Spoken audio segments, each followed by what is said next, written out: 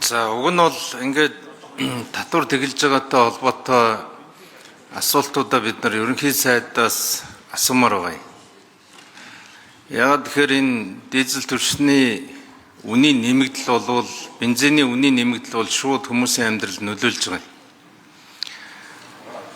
Энэ нөлөөллийг өнөөдөр ерөнхий сайд маш тодорхой болгоцсон сууж явах учиртай л да. Ийм нөлөөлөл үзүүлэх юм байна. Бид бол мөнгөний бодлого дээр ингэх юм байна. Төсвийн бодлого дээр бид ингэх юм байна гэдэг. Тэгэд одоо 19 оны үндсэн хууль баталсан хүмүүс нэг зүйлийг дэгийн хуулиндаа их тодорхой оруулах ёстой гэдэг нь ингээд нотлогдож байгаа юм. Сайдгүй. Бид бол сайдаас асуулт асуумаар байдаг. Ерөнхий сайд болохоор чуулганд яг одоогийн шиг ингээд тааллаараа орж ирдэг. Яг үндсэн хуулиар бол парламентын өмнө хариуцлага хүлээж байгаа ганцхан үнэтэй болцсон.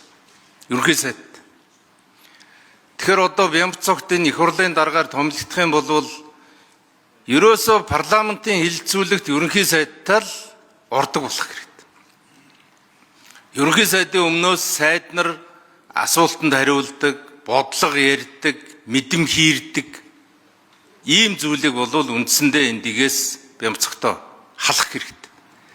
Ингэжээж үндсэн хуулийн чинь үзэл санаа бол амьдрна. Нэггээр хэлбэл Монголын парламентын өмнө ганц хүн огцроод ганцхан хүн томилогдож байгаа. Засгийн газрын гишүүдийг ерөөсөө энэ парламентод тангараг өргүүлдэг барьдаг ийм зүйлийг болох хэрэгтэй. Ерөнхий сайдыг батал.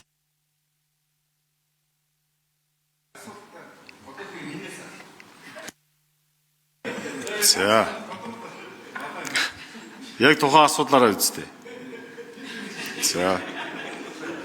Гадамрагшин тодруулъя. Тэгээд ерөнхий сайдад үгтэй одоо телевизээр үзэж байгаа бол төсвийн дутглаа яаралтай оруулж ирээ. Тэгэхгүй болвол яг өнөөдрийн энэ тогтоолоор бол нэг 250 тэрбум төгрөг наад захын алга болно. Үнийн өсөлттэй холбоотой эдийн засгийн эрчимжилт бол саарна. Яг тэрнтэй холбоотойгоор маш тодорхой татварын орлого алга болно. Өнөөдөр 700 тэрбум төгрөг татварын орлого дутагдсан байгаа. Тийм учраас бол төсвийн тодтгол бол яаралтай орж ирэх шаардлагатай шүү гэдгийг одоо асуунгаа хэлье. Баярлалаа.